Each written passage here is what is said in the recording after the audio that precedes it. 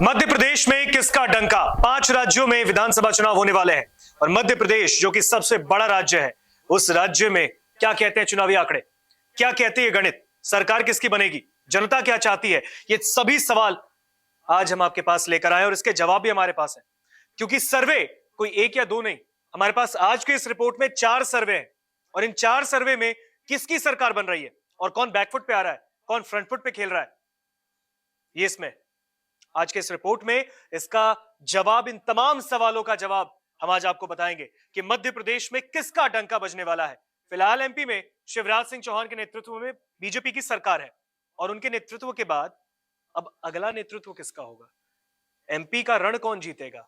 17 नवंबर को मतदान है एमपी में, 3 दिसंबर को रिजल्ट आएंगे, फिर एमपी में किसकी सरकार बनेगी। क्योंकि इससे पहले एमपी में कांग्रेस की सरकार थी, सिंधिया के जाने के बाद बीजेपी में सरकार गिर गई। लेकिन अब क्या कहते हैं आंकड़े, क्या बता रहा है ये सर्वे? सबसे पहला सी वोटर का सर्वे। सी वोटर के सर्वे में जनता की क्या राय है, हम आज आपके पास लेके आए हैं। भारतीय जनता पार्टी, कांग्रेस, बहुजन समाज पार्टी और अन्य किसके पास कितनी सीटें मिल सकती हैं और वोटिंग परसेंटेज भी बताएंगे आपको।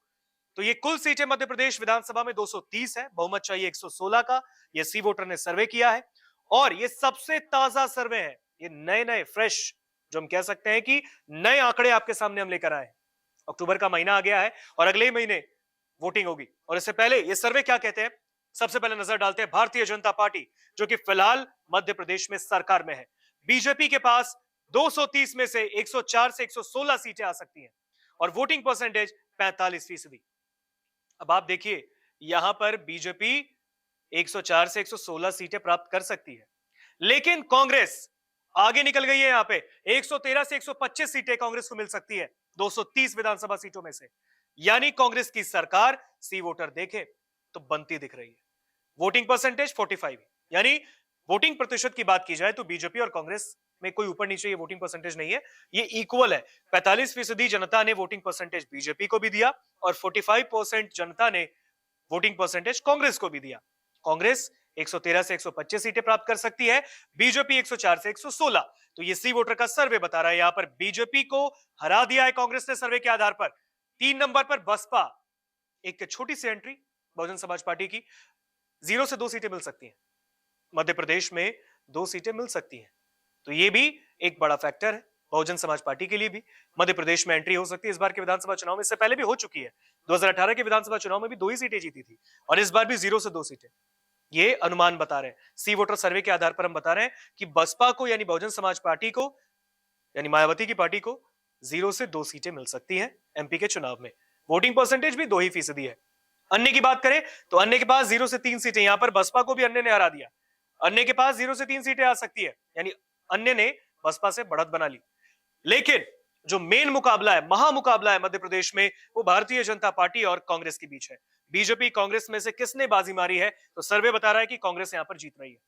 आगे बढ़ते हैं, एमपी में किसका डंका, सी वोटर ने बता दिया। अब दूसरा सर्वे ईटीजी ने किया। ईटीजी के सर्वे में क्या है, ईटीजी के सर्वे में सिर्फ 2 ही ऑप्शन है, बीजेपी कांग्रेस, जहां पे मैंने आपको बताया इससे पहले कि जो महामुकाबला है, मुख्य मुकाबला है, वो बीजेपी और कांग्रेस में ही है। तो बीजेपी को 230 में से 102 से 110 सीटें मिलती दिखी है, कांग्रेस को 118 से 128। यानी ईटीजी का सर्वे भी कह रहा है कि कांग्रेस ही जीतेगी मध्य प्रदेश में। सर्वे बता रहा है ईटीजी का, यानी इससे पहले सी वोटर ने भी बताया और अब ईटीजी भी कह रही है कि कांग्रेस की जीत हो सकती है, यह अनुमान है। और 118 से 128 सीटें कांग्रेस के पाले में जाती दिख रही है। बीजेपी के पास 102 से 110 सीटें। वोटिंग परसेंटेज की बात कर लें दोनों में, बीजेपी के पास 42.8 यानी लगभग 43% वोटिंग परसेंटेज बीजेपी को मिल सकता है। तो वही वोटिंग परसेंटेज में यहां पर ईटीजी में कांग्रेस आगे निकल गई है 43.8% यानी लगभग 44%। इससे पहले सी वोटर के सर्वे में आपने देखा था 45 ही वोटिंग परसेंटेज थे बीजेपी और कांग्रेस की, लेकिन ईटीजी के सर्वे में कांग्रेस ने बढ़त बना ली वोटिंग परसेंटेज में और सीटों के मुकाबले भी, यानी कि सीट और वोटिंग परसेंटेज दोनों कांग्रेस यहां पर आगे निकल गई। अब आगे बढ़ते हैं और बात कर लेते हैं लोकपोल के सर्वे की। 2 सर्वे हमने बता दिए, सी वोटर और दूसरा ईटीजी। तीसरा लोकपोल का सर्वे। लोकपोल का सर्वे क्या कह रहा है, यहां पर भी बसपा ने एंट्री मारी है लोकपोल के सर्वे में। बीजेपी, कांग्रेस, बसपा, अन्य। बीजेपी के पास 230 विधानसभा सीटों में से 98 से 110 सीटें बीजेपी के पास जा सकती है। वोटिंग परसेंटेज 43 से 45% का, यानी लगभग वोटिंग जो परसेंटेज है, चाहे वो ईटीजी का सर्वे हो या सी वोटर का सर्वे हो या फिर लोक पोल का सर्वे, बराबर ही दिख रही है। लगभग जो आंकड़े हैं वोटिंग परसेंटेज के उतने ही दिख रहे हैं। तो 98 से 110 सीटें बीजेपी के पास जा सकती है और कांग्रेस के पास 120 से 132 सीटें, यानी 3 सर्वे बैक टू बैक कांग्रेस की बुलंद आवाज यहां पर दिखी है। कांग्रेस को ही जनता पसंद कर रही है। इन 3 सर्वे के आधार पर देखें तो हम 4 लेकर आए सर्वे आपके पास, चारों अलग अलग ताजा सर्वे, और इन ताजा सर्वे के ऊपर नजर डालें, उनके मुताबिक कांग्रेस ने बीजेपी को पटखनी दे दी है सर्वे के आधार पर। यानी कांग्रेस 120 से 132 सीटें 230 में से ले सकती है। यानी यहां पर भी बहुमत बना दी है कांग्रेस ने, क्योंकि बहुमत चाहिए 116 का 230 में, 120 से 132 यहीं पर मिल गए कांग्रेस को। यानी कि कांग्रेस एक तरफा सरकार बना सकती है। और वोटिंग परसेंटेज की बात करें तो जहां बीजेपी के पास 43 से 45% था, अब 44 से 46% कांग्रेस के खाते में आती दिखी है। बसपा की बात करें तो वही 0 से 2 जो सी वोटर के सर्वे में था, 2 सीटें बसपा को मिल सकती है, बहुजन समाज पार्टी को। वोटिंग परसेंटेज 2 से 4% का। अन्य की बात करें तो अन्य ने यहां पर बढ़त बनाई, उसमें 3 थी, इसमें 4 सीटें मिल सकती हैं लोक पोल के सर्वे के आधार पर, और 6 से 8% इसका वोटिंग परसेंटेज है। तो ये 3 सर्वे बता रही है कि बीजेपी बैकफुट पर है और कांग्रेस फ्रंट फुट पर खेल रही है। यानी कि कांग्रेस मध्य प्रदेश की जनता की पहली पसंद है इन 3 सर्वे में। चौथा सर्वे क्या कहता है, इस पर भी नजर डालते हैं। और ये सोर्स है सीएनएक्स ने भी सर्वे किया। सीएनएक्स क्या कह रहा है, बीजेपी के पास 230 में से 115 सीटें, यानी यहां पर कांग्रेस को बीजेपी ने हरा दिया। इस सर्वे के आधार पर कांग्रेस के पास 110 सीटें। अब आप देख सकते हैं जहां पर 3 सर्वे बता रही थी कि कांग्रेस ने बढ़त बना ली, सरकार बनाती दिखी, दूसरी ओर सीएनएक्स के सर्वे में भारतीय जनता पार्टी ने अपनी बढ़त बनाती हुई दिखी है। यानी बढ़त बीजेपी ने बना ली है मध्य प्रदेश में, सीएनएक्स सर्वे कह रहा है। तो सीएनएक्स का सर्वे बताता है कि 230 में से 115 सीटें बीजेपी के पास जा सकती है और 110 सीटें, यानी 5 सीटों का ही मार्जिन है, 110 सीटें कांग्रेस के पास जा सकती है। यानी बहुमत से यहां पर बीजेपी भी पीछे है, 116 का बहुमत चाहिए, लेकिन यहां पर बीजेपी के पास 115 है, यानी कांग्रेस से आगे निकल गई। वोटिंग परसेंटेज की बात कर लेते हैं। वोटिंग परसेंटेज 44.38% बीजेपी के पास मध्य प्रदेश में मिल सकती है सीएनएक्स सर्वे के आधार पर, कांग्रेस 42.51%। अन्य की बात करें, 5 सीटें अन्य के खाते में एमपी में जा सकती है, जिसमें 13.11% अन्य को मिल सकता है वोटिंग परसेंटेज। तो ये टोटल 4 सर्वे, ये 4 सर्वे हम आपके पास लेकर आए। ये सीएनएक्स का सर्वे जिसमें बीजेपी आगे निकली, लोकपोल के सर्वे में कांग्रेस ने बढ़त बनाई, इसके बाद ईटीजी के सर्वे में कांग्रेस ने एक तरफा जीत दिखाई है, बहुमत भी छू लिया है, बहुमत का आंकड़ा पार कर लिया।